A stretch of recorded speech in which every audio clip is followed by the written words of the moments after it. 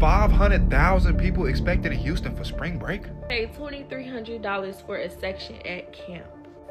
I could not be a college kid in today's world, man. Y'all are different. Everybody want to come to Houston for spring break. Let me show y'all what's going on. Be careful, man. I'm trying to tell y'all.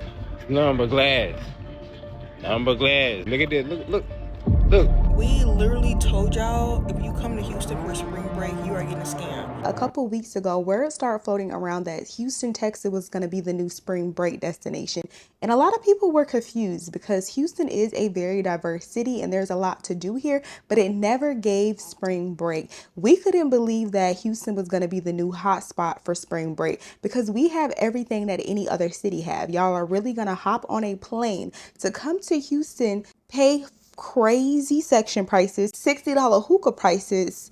Traffic is terrible, and it happened to be rodeo season, so Houston was already expecting an influx. Don't get me wrong, Houston is a very diverse city and there's a lot to do here, but it never gave spring break. So a bunch of locals got online and started stating that they didn't think it was a good idea to go to spring break in Houston, and a lot of people thought they were just fear-mongering and they were just trying to keep people out of the city. Even before I moved to Houston and I got online stating I was planning on moving to Houston, you'll find a whole bunch of locals saying Houston is full, don't come to Houston, go somewhere else, y'all gonna make our rent go up, traffic is already thick as spaghetti. Like, do not come to Houston, like traffic is insane. And I thought this was just another one of those times where they were just fear-mongering and not trying to have people come to the city. It's week 2 of spring break and I done seen about 40 story times of people talking about they got scammed in Houston. So in today's video, I'm going to be reacting to some of the videos of people saying they got scammed, taken advantage of, they flew back home early, the airports are crazy, and they wish they would have never came to Houston. Before we get deep into this video, go ahead and like, comment, and subscribe. And yeah, let's go ahead and get into it. Before we get into the reactions, let's go ahead and get into the facts. One, a lot of people stated it wasn't a good idea to come to Houston for spring break due to the fact that we don't have a beach. Galveston is a black hole. It's not really a beach, and Galveston is not Houston. Galveston is an hour from Houston. That's not Houston. The water is not clean. They don't really have a lot to do over there. That's why people would go to Daytona and Miami. Those were the spring break spots. At least when I was in college, that's where we went because there was a beach and there was just a lot more to do, and it was a little bit inexpensive, definitely in Central Florida when we used to go to Daytona. I used to do Daytona in high school. That's how affordable it was. I didn't even have a job and we had a good time with no money. Houston is not the city that you can come to, not have no money, not get to rental, and not expect to spend money. Living wise, I would say Houston is not that expensive, but if you want to come here and go out to eat and turn up, nightlife is very expensive. The average cost of a hookah is $60. And all they have is lamb chops, mac and cheese, and seafood. Like, you're gonna pay $40-50 for food. Parking is gonna be $40-50. And honestly, these are the normal prices when there isn't an event. And then places where they don't usually charge for it, they're starting to charge because they know that it's spring break. The clubs also heard Wick that y'all were going to be coming here for spring break, so they raised the prices for everything. And a lot of people also stated not to come here because they typically scam a lot anytime there's an event. I used to be a bottle girl at some of the clubs in Houston, and I know for a fact the sections, the bottles go to the highest bidder, and a lot of people, they're not used to that. They think if I reserve a table, if I reserve something, then when I get there I should have it. But that's not how it works in Houston. If you reserve something and you paid $200 and somebody else is like, I got 500, guess where the table is going? The table is going to the person that got 500. And a lot of students, I guess they're not hip or they're new to how Houston nightlife works. That's where they thought they were getting scammed. And then on top of all of that, the weather said it was going to rain. Houston weather is like Florida. It's very bipolar. It's raining one moment and it's not raining. So I wouldn't let that dictate whether or not I'm going to go somewhere for a holiday because Houston weather is bipolar. Houston weather strikes again. All my people coming to Houston for spring break this week and next week, it is not looking too good for y'all. Imagine going shopping and putting on your best fit just for it to be raining outside. I know the people in Houston are jumping for joy right now, but they're saying they're supposed to be stopping before next weekend. So fingers crossed, man, but damn. But that also was something else. Y'all didn't check the location. Y'all didn't listen to the reviews. And 3, Houston is just not a spring break destination. But let's go ahead and get into the first story time. I could not be a college kid in today's world, man. Y'all are different. The way y'all spend money, the way y'all go on trips and vacations, y'all are different. Houston would be out of the question for my college budget. It just wouldn't happen. People are really going to Houston, Texas for spring break. There is nothing there to do but to sit in sections, smoke hookah, buy bottles, literally spend money. You're not going to a beach. You're going to be in the city spending money for no reason. Back in my day at FAMU, we would load up the car or somebody's van, drive that hour and a half to PCB, and literally be 5-6 deep in a hotel room. I know it sounds crazy now, but back then that was fun to us because we wouldn't be in the room most of the day. We would be on the beach chilling. And that to me was probably one of the highlights of my college experience. I think I came down with maybe $150 and I had a ball. I had a blast. I had a great time. I could only imagine going to Houston and seeing a bill from Seaside for $400. I would literally pass out. Y'all are different. And it's crazy because when I was in college, 2013 through 2017, sections weren't really a thing. They were becoming a thing. And a lot of us, we would just be on the dance floor because that's where the fun was at. In this spring break, you go to Club La Vila. If you know about Club La Vila, Panama City Beach, and that was your club you would go to at night. And that next day, you'll go right back to the beach having a good time. It's just crazy how things have changed. And section culture really is now club culture. He's not lying. Section culture is literally the standard. When we were in college, we actually had clubs where we would dance and we would have a ball. I graduated in 2019 and that's when sections became popular. But even then, I went to FAMU. We didn't have a lot of clubs where sections were a big thing. Like we had Play, the Coliseum, the Moon. They had sections, but they also had a really big dance floor. We had Top Flight, like it wasn't like it was now. And he's not lying when he say y'all got money, because back then we didn't have money like that. And speaking from just a travel agent perspective, and I'm hosting a trip to Bali, little shameless plug, but the trip is already sold out. But I have an average of 20 girls going on this trip, and the girls are between the age of 19 and 22. And I'm just like, when I was 19, when I was 20, I didn't have Bali money. Like, are y'all just more responsible getting degrees earlier, or y'all just going into credit card debt? Because y'all have it, and I'm not hating on it. Like, I love it. I love to see the girls up under me coming up and doing things that I can only dream of when I was that age. We did go places, but we were not international. We were doing domestic stuff. I didn't start traveling until I think I was getting ready to graduate college. But the girls are very much outside. And I don't know if it's irresponsibility or if y'all just got emotion. But yeah, times are definitely different. I was just like, wow, this is crazy that y'all are able to afford to go out the country. Not a little flight to Puerto Rico, not a little Miami, not Dominican Republic. I'm talking about Indonesia money. Y'all got $2,000, $3,000 just to spend on a flight. That is amazing. But let's go ahead and go to the next video. The next video, when he's talking about club culture is not as fun as it used to be, this is exactly what he's talking about. This clip right here is from camp. I have been here a few times and it's real fun. It's fun on a good night. But if this is what it was when I was there, I would never go back to camp. Like, why is this fun? Why would you spend $1,000, $2,000 on a section just for you to be sitting down, vibing, and looking at people the entire night? This is literally what culture is. I only go to the club or go out when I'm outside of the country, because I just feel like in other countries, it's a completely different vibe than it is here in Houston, Texas. But this is what it's giving these days. Like, people are too scared to dance and vibe out because they're afraid of being perceived or somebody judging them. This is what the vibe was.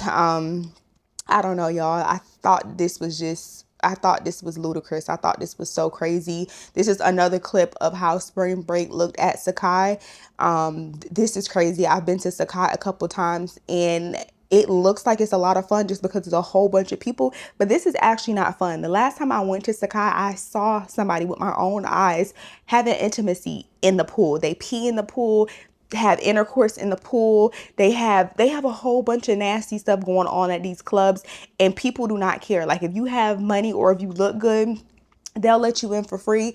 And if you a guy, I would hate to be a guy in this generation. Like if you a guy, you are expected to pay these high section prices, or if you don't pay it, then you broke. And if you want to attract women, then you have to get a section. It's just so much pressure. But yeah, this is crazy. And I remember I used to think this was fun, but now when I see crowds like that, I just want to go high. Like I don't want to be anywhere about to suffocate and have an asthma attack. Mind you, I don't even have asthma, but just looking at this make my booty hole itch. Like it make my skin crawl because it's just entirely too many people. But if y'all like it, I love it.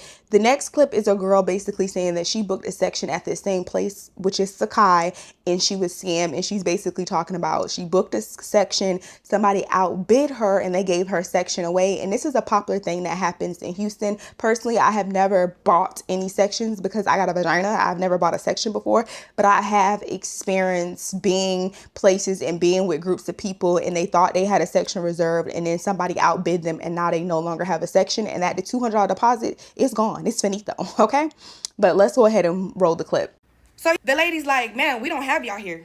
I'm like, what you mean you don't have me here? She's like, your bottle girl did not put you on the list. I'm like, they sent me proof that they put me in the group chat. I'm on the list. We're on the list. They're like, ma'am, I'm sorry. There's nothing we can do about it. You need to contact the bottle girl. Let me try that. I'm calling this girl named Lovebree. I don't know her name on Instagram, but I'm going to attach it because I don't keep up with bitches. I'm calling her. She's not answering. Mind you, I text her when I was 25 minutes away. I said, hey, I'm 25 minutes away. She said, it's raining. I want y'all to see what I looked like before I went there. Because if you go to Sakai, bitch, this will be you. And we finna get on these security bouncers, whatever these niggas want to be. We're trying to explain to them, hey, we booked the section. We can't contact the girl. We're not on the list. They don't get they're like, go, ma'am, back up. I don't care. Back up. Her name's not on the list. Back up. I'm like, sir, no, wait. We paid 200. We on the list. Oh, I don't care. Get back up. Mind you, it's raining. They're pushing us from underneath the shade into the rain. What is going on right now? My homegirls are looking at me because I booked it. They looking at me. I don't know what to say. I'm going to finish this in part 3. Money talk. $200 is not enough money. She sold that table to the highest bidder. Somebody else told her they'll pay her $500, $1,000 because that goes strictly, that's commission strictly for the bottle girl. That doesn't go towards the club. So she just sold it to the highest bidder. It's unfortunate that that happened, but that's why y'all have to do y'all research when it comes to certain promotion groups, because a lot of people will get on the internet and they just became a bottle girl a week ago, a month ago, and they're saying book my section. You give them the money, and now they don't know where your money at because they end up giving your table away to the person that was right there, and they were paying more and they were able to pocket more money. It's unfortunate, but that's just how the game goes when it comes to certain clubs in Houston. This next club right here is Sakai. He obviously went on a night that it was raining, or he went on the same night as the previous girl, I'm assuming by her hair, but This is crazy. This is ridiculous. Y'all, I am so livid right now. I'm not even gonna lie to you. Sakai is bullshit. Don't steer clear from this bullshit. I ain't even lie to you. Now, we booked the section earlier. When we got here, they said it was poolside. We booked the section earlier, and they said when we got here, they said it was poolside, which is fine. Y'all can't do poolside. You know, it's raining. That's fine. So the guy that we spoke with or whatever, he was like, he put us to the side or whatever, and he was like, I'm about to, go get the manager, go try to talk to the manager and see what we could do or whatever. We was cool. So the dude walked off, and we just waited on the side. So while we waiting on the side, the other bouncer or whatever was like, oh, y'all need to move from right here or whatever. Y'all need to move. Well, y'all banned. Well, y'all need to move. So I'm like, we waiting on to see what they're going to do with our section. We already paid for the section. So, we trying to figure out what's going to happen. So we moved to the side a little bit, and we still was waiting. We waited there on that side by like 5 minutes, and they told us to move again. This time when they moved us from under the pavilion. Mind you, it was drizzling at that time. But we was cool or whatever. We was still being patient. We still was waiting, still trying to figure out what was going on or what they was going to do. We offered them to pay a cover fee or whatever just to get in regular and them to just refund the rest of the money. It was like, okay, it's 60 for men and 40 for girls. Mind you, we paid $250 for the section, and it was supposed to come with 8 bands. We wouldn't have had a problem paying to get in if we didn't get a section. But the fact that y'all wanted us to pay the full amount, the full cover for regular admission, and we booked the section was crazy. So after they said that, we was like, you know what, we don't even want to go in at this point. You could just give us a refund and we can go. But after that, we just told them, you can give us a refund for the section and, we good. So when we said that, they was like, oh, we got to call the girl that you booked the section with so we can get your refund. So we just standing up in rain, waiting to see, just waiting. Then when we asked again, they was like, okay, we waiting for the manager to get here. So we just standing up in the rain, and the rain just, is just raining. And while we in the rain, they have a bunch of people that's coming from like the Baywatch, maybe bought Baywatch passes or something, and they couldn't get in with the Baywatch pass, so they charging them full, price for their admission and shit. They talking about they selective or whatever. Then we still waiting. It started pouring down raining. So when it started pouring down raining, everybody started like moving or whatever, like the security and shit started moving under the pavilion. Then they finally decided to give a refund. Mind you, by this time I'm fucking so aggravated, pissed off. Yeah, all that. So I'm waiting for the girl to send the money, the cash app, whatever. So the girl on side, like the other bouncer girl on side, she was like, it's 60 again. I was like, 60? I'm not paying no $60. I'm ready to get the fuck away from you. I'm waiting for the refund so I can get the fuck away from you. Cause that's crazy. Like, what make you think I want to pay $60 to get in the club that I was supposed to be in already after I done got drenched with rain? Like, make it make sense. There's no accommodating because they were overcompensating. They were saying that they had a table. They didn't have the table. The table went to the person that had the money at the time. And they do that a lot in these clubs. And then the way the bouncers and then the bottle girls and then the manager, there's no system where this person is above this person can handle this. So the moment they told him that the section was not available, he should have just left. But hopefully he get his money back. But I would have called my bank. It's 12 a.m. I just got home. I didn't get into the function. It started raining. I don't understand why, like, when it was raining, they didn't let people into the function. It was not just rain, it was storming.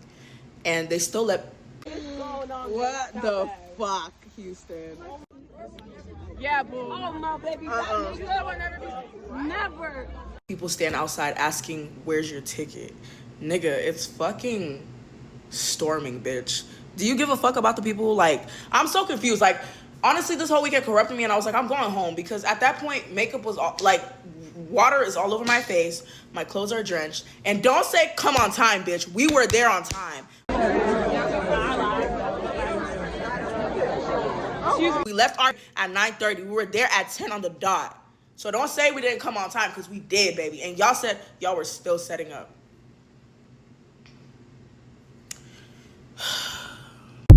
But yeah, y'all know after those videos, all the I told you so's came. People told you not to come to Houston and y'all came anyway. So the videos followed of people just wanting to get online and say, this is why I told y'all don't come to Houston. Next time we say don't come to Houston, maybe y'all will save y'all money, y'all time, and y'all flights and not come to Houston. We literally told y'all if you come to Houston for a spring break, you are getting a scam. But y'all literally called us broke. So we was hating that you was gonna come anyway, blah, blah, blah. I've been scrolling on TikTok for like 5 minutes. I've seen like 3 or 4 different stories about somebody being scammed. Like, we literally said that you gonna think you got a section booked until you get there, and then somebody then outbid you. You don't have a section anymore. And you're not getting, there is no refund. You're not getting your money back. That little whatever deposit was, you're not getting that back. Like, going to places like Sakai and Camp expecting hospitality, there is none. There's no customer service. Like, and we told y'all this, but y'all thinking y'all grown, y'all came out here anyway. Also, it's raining. Also, it's been flooding too. Like, we told y'all this is not no spring break destination, that y'all were going to be scammed. Y'all don't want to listen, and now I'm literally about to enjoy like the next week watching everybody get on here and complain about how they got scammed by whatever club, got scammed by a bottle girl, blah, blah, blah, because we literally told y'all to stay home. So we told y'all don't come out here for spring break. And now y'all mad? Like, we literally told you do not come out here. We told y'all the traffic, number one, is already bad. So the fact that y'all are traveling out here for spring break is about to be even worse. Then y'all mad at the rodeo. How y'all mad at the rodeo? What you thought that was? Then y'all mad because come to find out you got to pay for parking. Then you got to pay to get in the club. And then you got to pay for a section just to sit down in that bit. We told y'all not to come. Y'all don't listen. Houston is a weekend vacation, okay? Don't come out here for a week. Don't come out here to stay. That's just a Houstonian preference. But if y'all thought y'all was gonna come out here for spring break and have the time of your lives, you were sadly mistaken. All that money you had saved up is about to be gone in them clubs, gone at the rodeo, because the rodeo food high. I feel bad for y'all. I'm gonna go ahead and conclude the video right there. Y'all heard what they had to say. Everything that people said was gonna happen, it actually happened. I'm not about to rub it into anybody's face. I'm sorry if you did come to Houston and your weekend or your week got ruined. I would just say Houston is a fun city. It's diverse. There's a lot to do here, but it's everything but a spring break destination. I just wouldn't recommend coming here because, one, it doesn't even have a beach. Everything is expensive. Before you leave your house, you're going to be spending $40 before you even get to the spot because you have to pay for parking. And like they said, the fact that it's not walkable. So if you came here and you got a Uber, Ubers are high. They are very taxed. So it's just too many complexities. Honestly, when we were in college, we can all get in one car and everything was pretty walkable. Panama City, Daytona, Miami, you can pretty much walk to all the spots. But Houston is not like that. If you did come to Houston for spring break, let me know how it went. I hope somebody had a good time because, like I said, when I first moved here, I was outside. I had a grand time, but I just feel like throughout the years, Houston nightlife has changed tremendously. Like, the prices that we see now, I had never seen these prices before. Like, 6 years ago when I moved, it hasn't been 6 years. It's about to be 6 years. I've been in Houston for 5 years and I absolutely love everything about Houston outside of the nighttime entertainment life. I don't even go out in Houston anymore because it is. Every time I go out, it's always some BS. It's not just y'all, but y'all are getting it and feeling it more because they know you're not from here. So they're gonna charge you and nickel and dime you for everything. But yeah, I'm gonna go ahead and close the video out. Don't forget to like, comment, and subscribe, and I'll see y'all in my next one.